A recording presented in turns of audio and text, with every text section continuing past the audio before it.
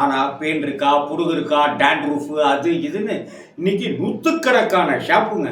ஒரு shampoo pan எடுக்கிறதுக்கு, ஒரு ஷாம்பு பொடுகு எடுக்கிறதுக்கு, ஒரு ஷாம்பு சாஃப்டாக இருக்கிறதுக்கு, ஒரு ஷாம்பு பளபளன்னு ஆக்கிறதுக்கு, ஒரு ஷாம்பு அப்படியே காற்றுல அப்படியே ஜிவ்வுன்னு பறக்கிறதுக்குன்னு இன்னைக்கு கலர் கலராக விதவிதமான முறையில் ஷாம்புகளை பயன்படுத்திட்டு இருக்கோம். சரி, கோபம் எனக்கு, அதனால் இதெல்லாம் நான் பேசுகிறேன். பண்டிகை, அதனால் சந்தோஷமாக அது பேசுவேன். தீபாவளிங்கிறது நரகாசுரன் இறந்து அவன் என்னுடைய நாளை தீபாவளியாக கொண்டாடுறாங்க அப்படின்னு சொல்கிறது இருக்குல்ல, அது ஒரு புராணத்தில் சொல்லப்பட்ட ஒரு கதை. யார் செத்ததையாவது நம்ம கொண்டாடுறோம்னாக்கா நம்மளை போல ஒரு குரூரமானவர்கள் யாருமே கிடையாது இல்லையா?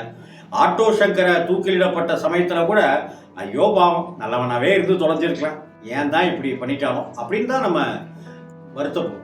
கோட்சேவுக்கு தண்டனை கொடுக்கும்போது அப்படி தானேங்க. இன்னைக்கு இருக்கிற கோட்சே சம்பந்தப்பட்ட